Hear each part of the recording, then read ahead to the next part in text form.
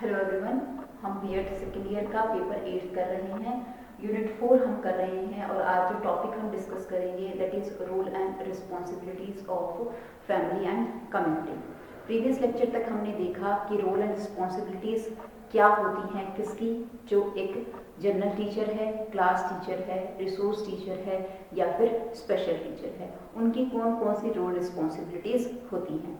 लेकिन एक बच्चे का जब हम निर्माण कर रहे हैं तो उसके अंदर जहाँ एक स्कूल या टीचर अपने रोल रिस्पॉन्सिबिलिटीज अदा करते हैं, उसके साथ साथ जो पेरेंट्स हैं या फैमिली है या समुदाय है जहाँ हम रहते हैं, वो भी उसके अंदर बहुत ज़्यादा मेजर रोल प्ले करता है। तो उसी टॉपिक को हम डिस्कस करने जा रहे हैं। जब हम फैमिली की बात करते हैं तो फैमिली क्या है? That is the first platform to give the education to every learner. हर बच्चे को सबसे पहली शिक्षा कहाँ से प्राप्त होती है? उसके परिवार से मिलती है। उसे जो फैमिली है वो उसके लिए फर्स्ट स्कूल का काम करता है। कोई भी बच्चा जो है वो जन्म लेने के बाद अपने जीवन काल के पहले 5 वर्ष कहाँ पूर्ण कर रहा है? अपने परिवार के अंदर पूर्ण करता है। उस टाइम के अंदर वो न जाने कितनी ही रिलेशनशिप अपनी फैमिली के अंदर बनाता है। उसके चारों ओर जो है वो मदर का, फादर का, ग्रैंडफादर का, ग्रैंडमदर का, सिस्टर का, ब्रदर का एक क्या होता है? सर्कल होता है, जिसके बिहाफ पर वो उससे इंटरेक्ट करते हैं और उन सभी का उसके ऊपर प्रभाव पड़ता है। इसके साथ साथ हम ये कहते हैं कि बच्चा जब 5 वर्ष का हो जाता है तब तक उसके अंदर हर तरह की स्ट्रेंथ वीकनेस डेवलप हो जाती हैं। तो ईजिली जो है वो बच्चे के अंदर अगर किसी तरह की डिसेबिलिटी है तो वो आसानी से क्या हो जाती है? आइडेंटिफाई हो जाती है। डिसेबिलिटी चाहे वो विजुअल है, चाहे वो हियरिंग है, चाहे वो मेंटल है, चाहे वो लर्निंग डिसेबिलिटी है, हर तरह की क्षमता जो है वो बच्चे की परिवार टाइम के अंदर या फैमिली टाइम के अंदर ही डेवलप हो जाती है। बच्चा जो है हम ये देखते हैं कि फैमिली जहाँ स्कूल अपना मेजर रोल प्ले करता है वहाँ तो उसे फॉर्मल एजुकेशन मिल रही है, लेकिन जो अपने लाइफ के वो 5 इयर्स कंप्लीट कर रहा है तो उसके बिहाफ पर जो मॉरल एथिकेट्स हैं, डिसिप्लिन वैल्यूज हैं, इमोशनल एथिकेट्स हैं, वो हर बच्चे के कब विकसित होते हैं? उसकी फैमिली के अंदर विकसित होते हैं। डिसिप्लिन है, उसके बिहेवियर को शेप अप करना है, उसकी पर्सनालिटी को डेवलप करना है, तो ये हर क्वालिटी कहाँ डेवलप होती है? ये उसके स्कूल टाइम की बजाय उसके फैमिली टाइम के अंदर डेवलप हो जाती है। हमारा रिलेशनशिप हमारे फ्रेंड सर्कल के साथ किस तरह से होगा, हम बड़ों की रिस्पेक्ट करेंगे नहीं करेंगे, हम कल्चरल वैल्यूज को एक्सेप्ट करते हैं या नहीं करते हैं, हमारा बिहेवियर कैसा होगा, दूसरे के प्रति हमारा नजरिया किस तरह का होगा, तो ये हर एटीट्यूड हमारा कहाँ डेवलप होता है? फैमिली के अंदर डेवलप होता है, परिवार के अंदर डेवलप होता है। इसके साथ साथ हम कहें कि जो पेरेंट्स हैं या जो फैमिली है वो जो है वो बच्चे को आसानी से उसके नीड क्या है, उसकी स्पेशल डिफ़िकल्टी क्या है, उसके स्कूल एक्सपीरियंसेस क्या हैं, उन सभी चीज़ों के बारे में आसानी से आइडेंटिफाई करता है। उसके साथ साथ जब पेरेंट्स और टीचर इकट्ठे होकर किसी काम को करते हैं, वर्क करते हैं, तो बच्चे की जो स्ट्रेंथ है, बच्चे की जो नीड है, वीकनेस है, उसकी एबिलिटीज़ हैं, कैपेसिटीज़ हैं, वो प्रॉपरली क्या हो जाती हैं? डेवलप हो जाती हैं। बच्चे के अंदर किस तरह की क्षमताएं हैं, क्या उसके अंदर कमियां हैं, गुण क्या हैं, दोष क्या हैं, उसकी क्षमताएं क्या हैं, हर चीज़ जो है वो कहाँ से पता चलती है? फैमिली से पता चलती है। फैमिली किसी भी बच्चे की फर्स्ट सोर्स ऑफ इंफॉर्मेशन है। अगर हम किसी भी व्यक्ति के बारे में जानकारी लेना चाहते हैं तो वो जानकारी हमें सबसे पहले कहाँ से मिलती है? परिवार से मिलती है।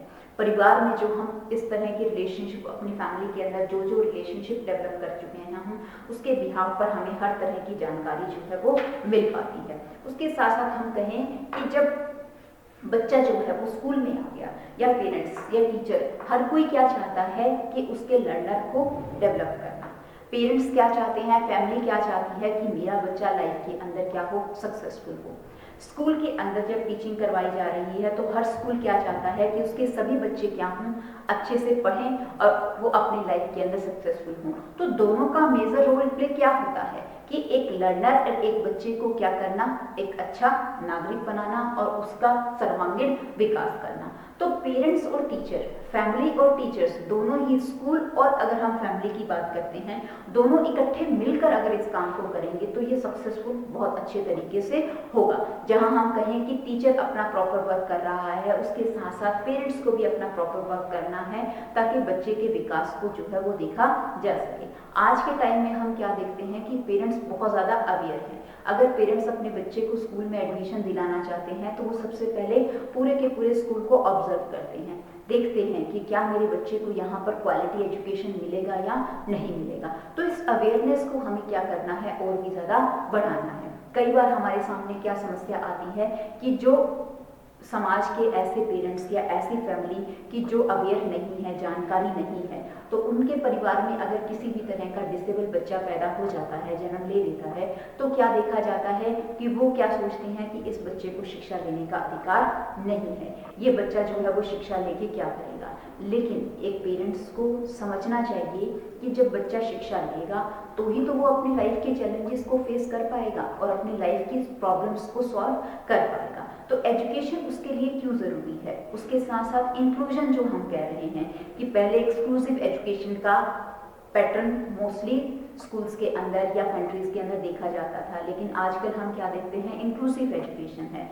सभी को इकट्ठे एजुकेशन दी जाती है। तो उसका मेन पर्पस क्या है, आइडेंटिफिकेशन करना है कि बच्चे की जो डिसेबिलिटी है वो किस तरह की, उसको टाइमली आइडेंटिफाई करना, डायग्नोज करना, किस तरह की मेडिकल ट्रीटमेंट चेकअप उस बच्चे को देना है ताकि कोई भी डिसेबिलिटी अगर माइल्ड है तो माइल्ड पे ही उसको क्या कर देना, खत्म कर देना। अगर हम प्रॉपरली आइडेंटिफाई नहीं करेंगे डिसेबिलिटी किस तरह की है या उसको डायग्नोज नहीं करेंगे तो हम क्या देखेंगे, उसकी कहीं ना कहीं जो माइल्ड कंडीशन है वो कहाँ चली जाएगी, मॉडरेट कंडीशन पर चली जाएगी, गंभीर रूप जो है वो ले लेगी। तो उसके लिए पेरेंट्स को हमेशा अवेयर होना बहुत ज़रूरी है और उसका जो बच्चा है उसकी स्ट्रेंथ वीकनेस के बारे में प्रॉपर जानकारी होनी बहुत ज़रूरी है। और उसके साथ साथ जब हम ये कह रहे हैं कि हम बच्चे को पूर्ण विकास करना चाहते हैं, सर्वांगीण विकास करना चाहते हैं, तो उसके लिए जब तक जो फैमिली है और जो स्कूल है वो इकट्ठे होकर काम नहीं करेगा तब तक ये उद्देश्य पूर्ण नहीं हो पाएगा। बच्चे की जो हार्मोनियस डेवलपमेंट है, उसकी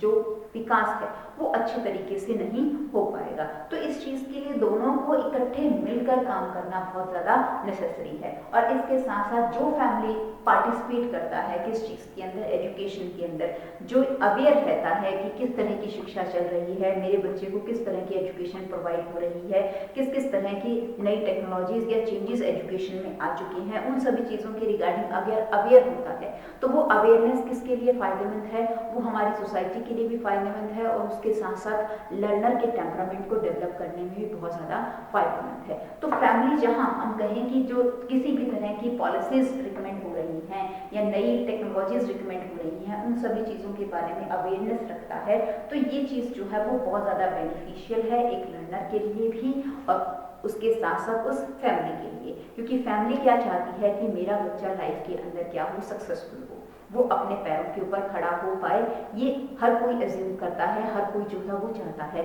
तो इसके लिए उन्हें एजुकेशन के अंदर अपना कंट्रीब्यूशन देना बहुत ज़्यादा नेसेसरी है। तो उसके रिगार्डिंग जो है बेनिफिट्स कौन से इन्वॉल्व होते हैं, जब फैमिली और जो हमारा स्कूल है वो इकट्ठे मिलकर जो है वो काम करता है। तो वो कहता है create positive attitude.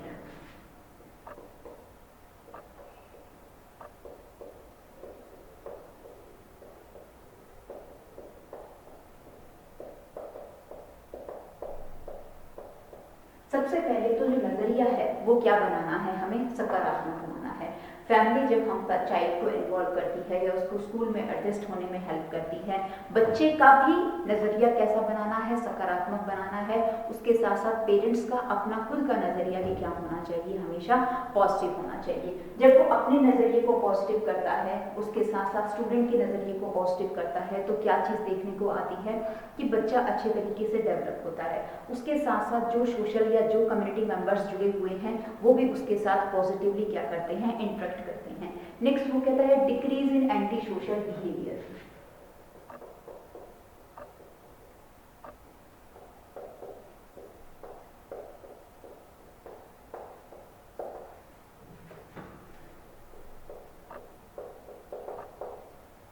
Decrease in anti social behaviour, जो बिहेवियर किस तरह का है, जो एंटी सोशल है, मतलब कि जो समाज से संबंधित नहीं है। हम कहें कि बायसनेस है या एक दूसरे के अंदर डिस्क्रिमिनेशन करना है, तो ये कैसा बिहेवियर होता है, ये एंटी सोशल बिहेवियर है। तो हमें समाज के अंदर कभी भी डिस्क्रिमिनेशन नहीं लाना चाहिए। भगवान ने सभी को समान बनाया है, तो सोसाइटी के अंदर सभी को पूर्ण अधिकार है समान रूप से रहने का, चाहे वो शिक्षा का अधिकार है, चाहे वो हम कहें कि एम्प्लॉयमेंट का अधिकार है, चाहे हम ये कहें कि सोशल स्किल्स या सोशल का सोसाइटी का, हर किसी को जो है वो समान अधिकार है। तो उसके रिगार्डिंग एंटी सोशल जो बिहेवियर है उसे क्या करना है, कम करना है। एंटी सोशल बिहेवियर किस तरह का हो गया कि ज़्यादातर जो एक्टिविटीज़ हैं वो क्या हो, नॉन वायलेंस एक्टिविटीज स्कूल्स के अंदर या उसके साथ साथ पेरेंट्स के बिहाफ पर होनी चाहिए। पेरेंट्स को ज़्यादा से ज़्यादा फैमिली के अंदर कोऑपरेटिव मैनर में वर्क करना चाहिए। किसी भी तरह का डेलिक्वेंसीज या हम कहें कि अपराधी बिहेवियर नज़रिया दिखाया नहीं जाना चाहिए। बच्चा भी नहीं तो हम क्या देखते हैं उसी तरह का विकसित होता है। नेक्स्ट वो कहता है इसके अंदर बेटर ग्रेड्स।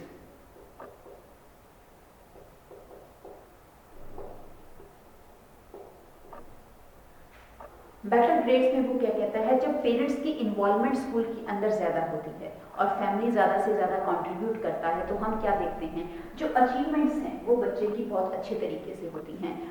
स्ट्रेंथ और वीकनेस, जब टीचर पेरेंट्स को बताता है कि लर्नर की ये स्ट्रेंथ और वीकनेस है, आपने यहाँ पर ज़्यादा स्ट्रेस देना है, तो पेरेंट्स ज़्यादा एक्टिव हो जाते हैं। और जब पेरेंट्स ये बताते हैं कि मेरे बच्चे की ये स्ट्रेंथ है और ये वीकनेस है, तो टीचर क्या हो जाता है, ज़्यादा एक्टिव हो जाता है। दोनों का एक्टिव पार्टिसिपेशन की वजह से हम क्या देखते हैं, बच्चों के अंदर जो अचीवमेंट्स हैं, जो उनकी उपलब्धियाँ हैं, उनका जो ग्रेड है, उनका लेवल है, वो क्या हो जाता है, हाई हो जाता है। और जो हमारे पास आउटपुट और रिजल्ट आता है वो क्या आता है, हमारे पास पॉजिटिव आ जाता है। नेक्स्ट वो कहता है better attendance.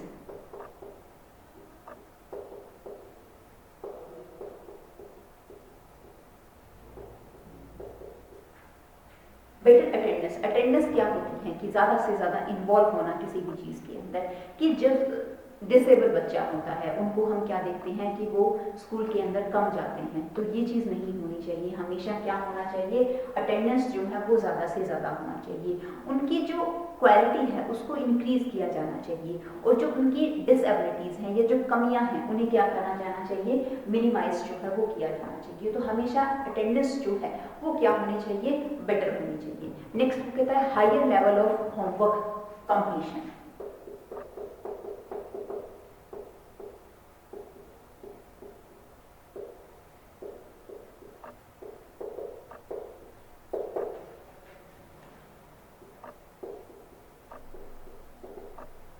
Higher level of homework completion, higher level of homework completion में वो क्या कहता है कि जो कंप्लीटिंग मैक्सिमम इंटरेस्ट, जो स्टूडेंट है, स्टूडेंट का मैक्सिमम इंटरेस्ट होना चाहिए किस चीज़ के अंदर, कंप्लीटिंग द होमवर्क। उसके साथ साथ उन्हें मोटिवेट किया जाना चाहिए, असिस्टेंस जो है वो प्रोवाइड करवाई जानी चाहिए, किसके द्वारा, पेरेंट्स के द्वारा। कई बार हम क्या देखते हैं कि पेरेंट्स अवेयर नहीं होते तो वो बच्चे की एजुकेशन के अंदर अपने आप को इन्वॉल्व नहीं करते, लेकिन ऐसा नहीं होना चाहिए। पेरेंट्स को ज़्यादा से ज़्यादा इन्वॉल्व होना चाहिए, जिससे हम क्या देखते हैं कि बच्चा ज़्यादा से ज़्यादा होमवर्क जो है वो करके दिखाता है। असेसमेंट नीड,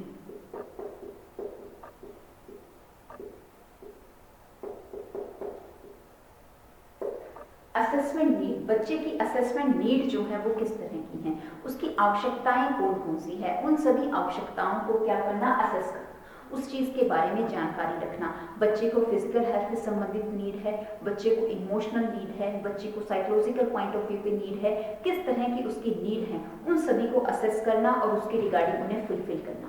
बच्चा चाइल्डहुड स्टेज के अंदर होता है, बच्चा एडोलसेंस पीरियड में आता है, बच्चा प्री चाइल्डहुड होता है, तो हर समय बच्चे का जब डेवलपमेंट अलग अलग स्टेजेस पे हो रहा है तो उसकी नीड भी क्या हो जाती हैं, अलग अलग हो जाती हैं।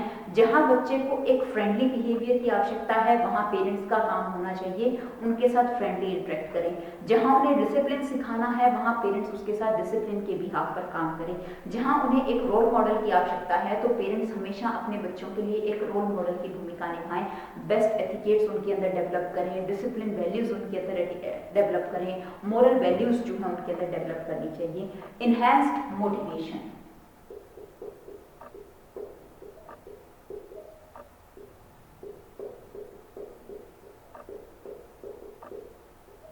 पेरेंट्स को को हमेशा बच्चों के अंदर अभिप्रेरणा को विकसित करने के लिए तत्पर रहना चाहिए। कभी भी पेरेंट्स को खुद को हताश नहीं होना चाहिए और उसके साथ साथ उनके जो बच्चे हैं उनको कभी भी हताश नहीं किया जाना चाहिए। हम क्या देखते हैं कि हर कोई पेरेंट्स ये चाहता है कि मेरा बच्चा 90 अबव % जो है वो मार्क्स गेन करे, लेकिन ऐसा कभी भी नहीं होता कि हर बच्चा जो है वो 90-95% जो है वो गेन करेगा। क्योंकि हर किसी का IQ लेवल क्या होता है, अलग अलग होता है। तो इस चीज़ को पेरेंट्स को समझना चाहिए और उन्हें बच्चे को मोटिवेट, कभी भी ये नहीं कहना चाहिए कि मेरे बच्चे के अगर मार्क्स जो हैं वो कम आए हैं तो उसे डिमोटिवेट नहीं, उसको मोटिवेट करना चाहिए कि आप अपनी एबिलिटीज, आप अपनी क्षमताओं को और विकसित करिए और इससे भी ज़्यादा मार्क्स जो है वो लाने की कोशिश करें। तो यानी कि उनके अंदर मोटिवेशन ज़्यादा से ज़्यादा क्या है, भरा जाना चाहिए। जितना ज़्यादा हम मोटिवेशन किसी भी व्यक्ति के अंदर डेवलप करेंगे, विकसित करेंगे, वो किसी भी काम को उतने ही परफेक्टली या अच्छे ढंग से जो है वो अभिप्रेरित या उसको संप्रेषित करने की कोशिश करेगा। नेक्स्ट वो कहता है complex for minimised. Complex are minimised. Complexities जो होती हैं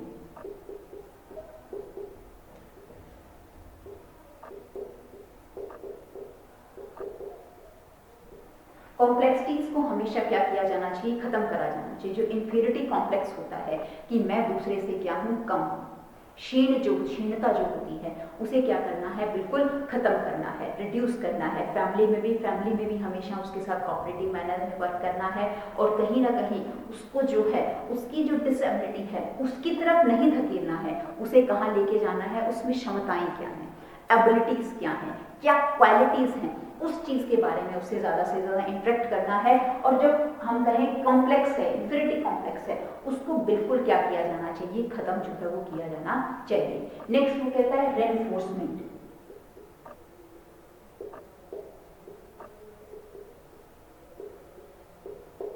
रेनफोर्समेंट क्या होता है, पुनर्बलन। पेरेंट्स को हमेशा होम का, घर का एनवायरनमेंट कैसा रहना चाहिए, रेनफोर्स करना चाहिए कि स्कूल की जितनी भी एक्टिविटीज बच्चा करके आ रहा है उसे पॉजिटिवली रेनफोर्समेंट दिया जाना चाहिए। वो पॉजिटिवली रेनफोर्समेंट उसकी प्रेज करके भी हो सकता है, उसको किसी भी तरह का गिफ्ट आइटम्स जो है वो देकर भी हो सकता है, किसी भी तरह का हो सकता है। जब ये चीज होगी तो उससे हम क्या देखेंगे, जो लर्निंग एक्सपेक्टेशंस हैं बच्चे की वो बहुत अच्छे तरीके से डेवलप होंगी। बच्चा और भी ज्यादा अच्छे तरीके से क्या हो पाएगा, विकसित हो पाएगा, डेवलप हो पाएगा। तो हम क्या देखते हैं कि अगर पेरेंट्स और टीचर इकट्ठे इन्वॉल्व होकर स्कूल की एजुकेशन में वर्क करते हैं तो उससे हम क्या देखते हैं, that is the greater job satisfaction of the teacher, कि जो टीचर की जो जॉब है वो क्या हो जाती है, सेटिस्फाई हो जाती है। पेरेंट्स और टीचर कोऑपरेटिव मैनर में वर्क करते हैं तो जो इफेक्टिवनेस है वो हमें हमारे सामने आती है। टीचर के जो प्रोफेशनल है उसके अंदर इफेक्टिवनेस हमें देखने को मिलती है। उसके साथ साथ स्कूल की जो इफेक्टिवनेस है, क्वालिटी है, high quality of school effectiveness, जो स्कूल की इफेक्टिवनेस है वो और भी ज़्यादा क्या होती है, डेवलप होती है। जब आप अपनी PTM के अंदर जाते हो, पेरेंट्स टीचर मीटिंग होती है, तो पेरेंट्स को स्कूल के अंदर जो कमियां हैं या उनके करिकुलम पैटर्न में या किसी भी तरह की प्रॉब्लम्स उसके द्वारा फेस करी जा रही हैं, तो उन सभी प्रॉब्लम्स के रिगार्डिंग जानकारी देनी चाहिए ताकि स्कूल अपने आप को इफेक्टिव कर सके और उसके अंदर जो कमियां हैं उनको क्या किया जा सके, दूर किया जा सके। उसके साथ साथ हम ये कहते हैं कि जो परफॉर्मेंस है, कभी भी जो अपने पेरेंट्स हैं, पेरेंट्स को कभी भी अपने चाइल्ड की जो परफॉर्मेंस है that should not be compare with the other और द सिबलिंग। जो घर में पेरेंट्स हैं या बच्चे हैं उनके साथ कभी भी उनकी जो परफॉर्मेंस है उसको कंपेयर नहीं किया जाना चाहिए कि इसने तो इतने अच्छे नंबर ले लिए हैं, आपके नंबर बिल्कुल भी नहीं आए हैं। तो ये चीज़ कभी भी जो है वो क्लास के, स्कूल के अंदर या फैमिली के अंदर नहीं की जानी चाहिए। हर बच्चा जो है वो क्या होता है, यूनिक होता है।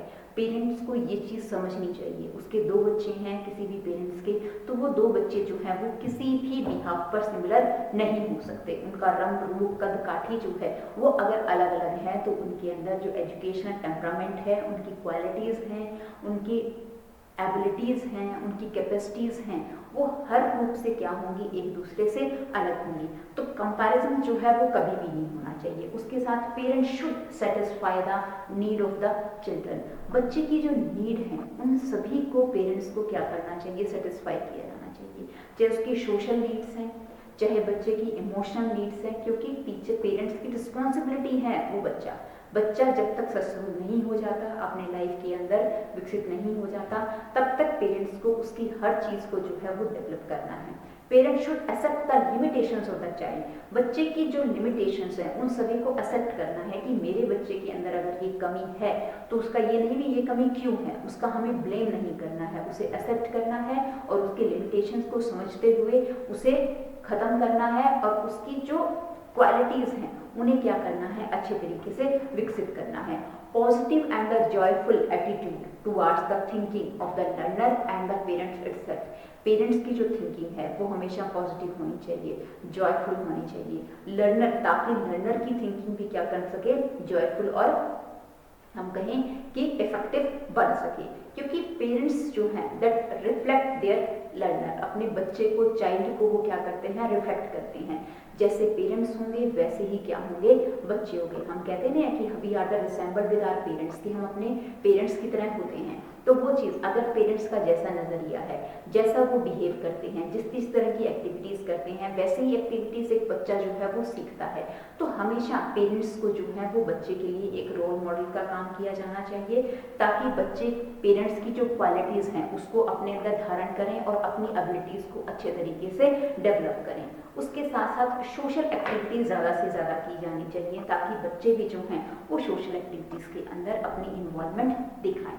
तो ये हमने आज के इस लेक्चर में टॉपिक कंप्लीट किया कि what is the role and responsibility of the family. Family की रोल एंड रिस्पॉन्सिबिलिटीज क्या होनी चाहिए। जो कम्युनिटी का टॉपिक है वो हम नेक्स्ट लेक्चर के अंदर डिस्कस करेंगे।